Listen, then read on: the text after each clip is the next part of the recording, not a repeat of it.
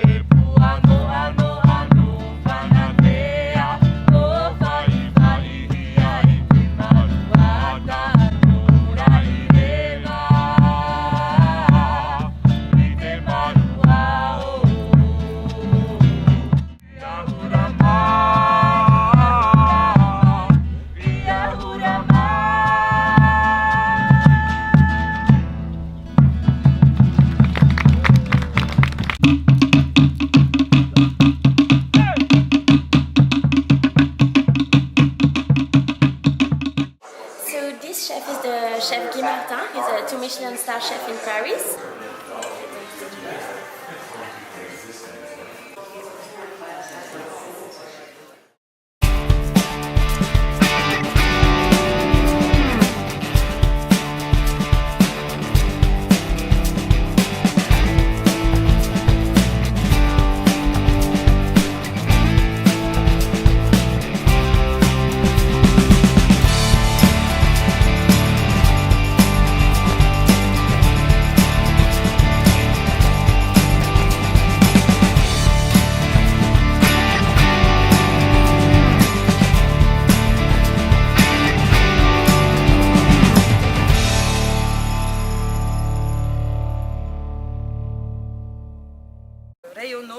Has the primary forest of atoll, which is very exceptional and very rare to find nowadays. Everywhere people has gone to atolls, they have modified the structure of the forest of atolls.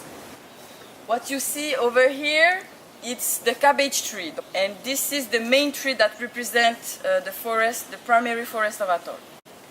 So it has been there before the arrival of the first humans.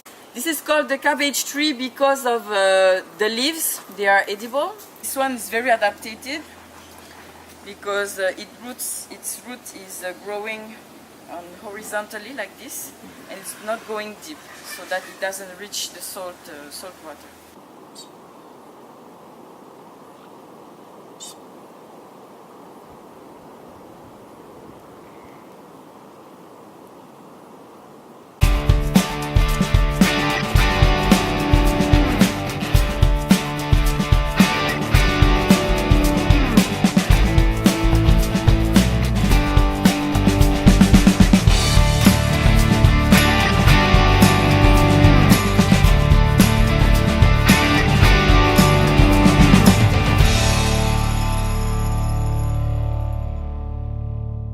Thank you very much.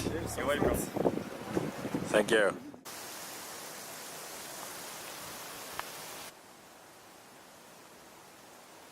So we are very lucky to be surrounded by a so natural and rich environment. We are surrounded by a fresh lake, and all the treatment are happening in this little motu.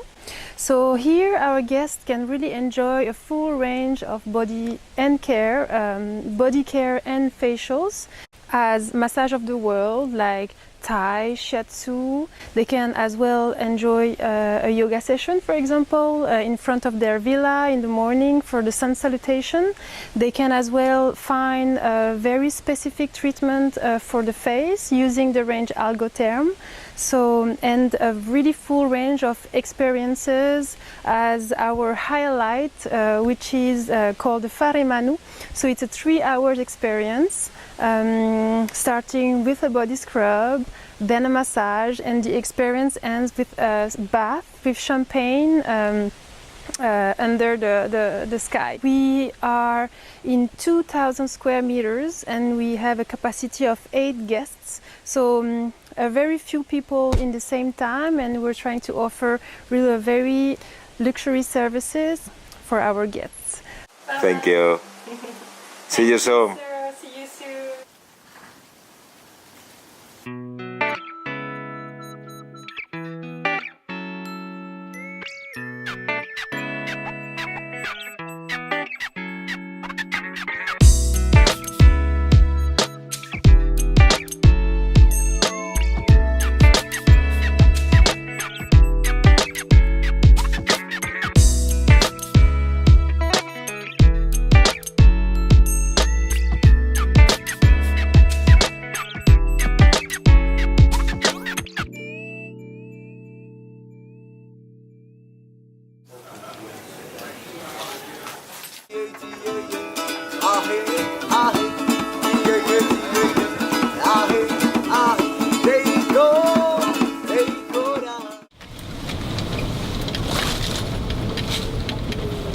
The green tour is a tour where we show to our guests what we have behind the scene. Because we are an eco-friendly resort, we have a lot of eco-friendly facilities. So it's fascinating because, for instance, this the swag here exists here and in one of the places in the world. We provide air conditioning thanks to seawater in a very sustainable way. We have 2 underground pipes.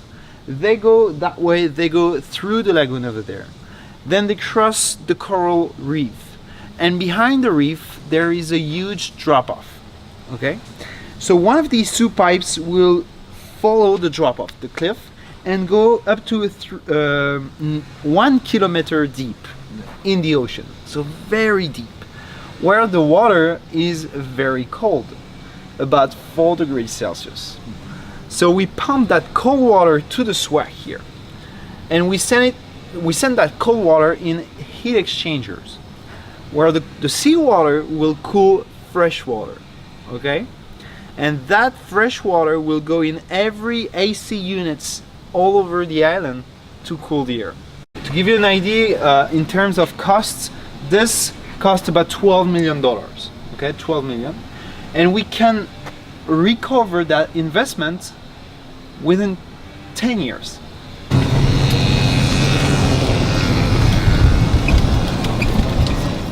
These solar panels are photovoltaic solar panels, so they are here to provide electricity. We have almost 4,000 solar panels on this airstrip. They make about 70% of the electricity. Hot water. So it's very simple, the water just circulates through the tubes here, and as it gets warmed up, the water will go in the tank and go to each shower and facilities. So 80% of the water here of the hot water is provided by the sun. We have these panels on the villas, on the spa, on the laundry, on the kitchen. So everywhere we need hot water, we use these panels. They're very efficient. Wastes are a huge issue in French Polynesia. So here we try to sort as much as possible. As you can see, many different trash for different kind of waste.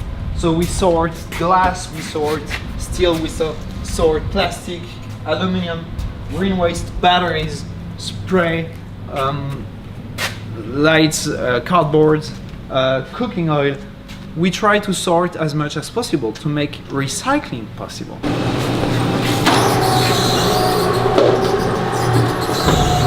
These are food digestors, okay? So we put all the food that we don't eat here. This is what you get after 24 hours from every type of food waste. So that food is mostly used in the gardens, in our gardens, and we also sell it. That's compost, I mean. And then desalination, okay? So we use the seawater to make fresh water. So it's very efficient, but it needs a lot of energy. So the more you use fresh water, the more you need electricity. And that is a problem. So that's why we use another type of water, which is rainwater. In this plant here, this is where we make fresh water. You have these 2 units here that work with reverse osmosis. So that means we send seawater with a huge pressure through those tubes, and we push that water through a membrane, a very strong membrane. And only pure water will cross the membrane. Okay, it's like a filter. All the salt and the minerals are removed and sent back to the ocean. Okay? The fresh water that we got needs to be remineralized. In these 2 tanks here, you have plenty of crystals. These crystals, you can see some of them through the window, are seashells, crushed seashells, so very small piece of seashells. And they are very rich in calcium. So we send the water through the shells to add minerals in the water. And after the shells, we send the water through UV rays and chlorine, and then we can store the water outside. So that is the whole process to create fresh water. So here we have the power station, so where all the electricity go before the resort, okay? And one thing I want to show you is right here. As I told you, we have 70% of the electricity from the solar panels. The last 30% are from generators. These generators are here, okay? And as every engines, they need oil to work. We use that coconut oil for 2 reasons. First, it's better for the environment. I mean, there is less carbon emissions if you use biofuel than if you use gasoline. But the second reason is also because we want to support the local economy. Because all the coconuts are from French Polynesia. And it's good for the people here, the employment, and everyone wins. So that's why we wanted to use coconut oil. So we've talked about seawater, we've talked about rainwater, but the last thing is wastewater. And here we've decided to recycle 100% of that water. So all the plants in landscapes are irrigated by the wastewater recycler. 6 months ago, we've decided to work with a specialist, like an engineer who help us to enrich the soil.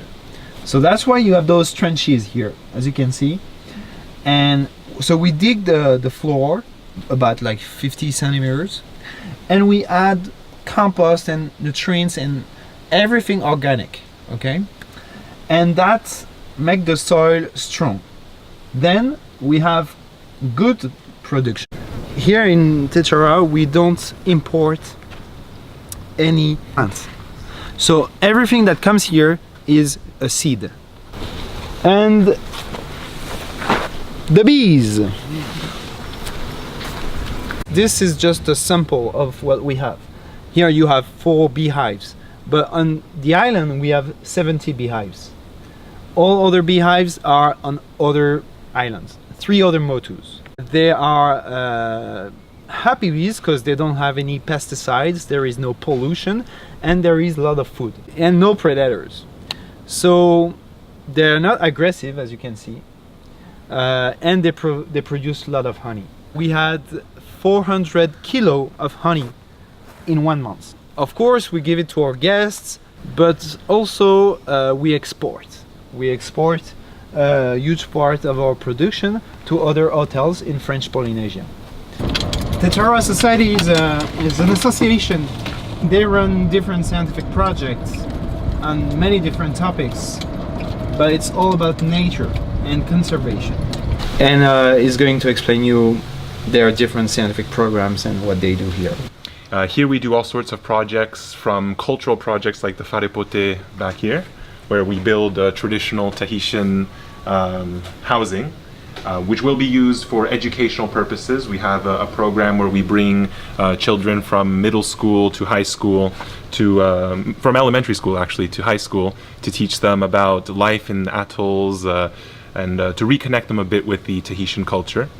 And we have plenty of other projects, such as, I'm sure you've heard, the rat eradication, mosquito eradication, turtle monitoring, shark studies, and much, much more. So the mosquito eradication process is one where mosquito larvae are put into a bath of a certain type of antibiotic. This antibiotic kills a very specific bacteria inside this larva. And then a new larva that's been modified gets introduced. This new larva causes the offspring to be sterile. So these male mosquitoes will mate with females, produce eggs, and the children they have will be sterile. So we're hoping that if we do releases over 2 to 3 years, that the mosquitoes will not come back for a very, very, very long time. Last time they did a trial, which was releases over 1 year, and for almost 2 years there was virtually no mosquitoes, though now, I'm not sure if you've noticed, they're starting to make a comeback, which is why we're going to go through with the full project.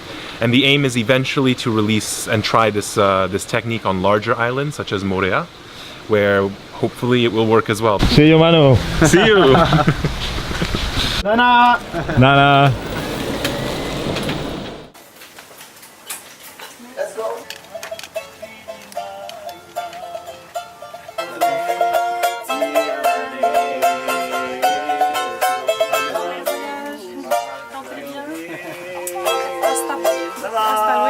Hasta luego. Bye bye.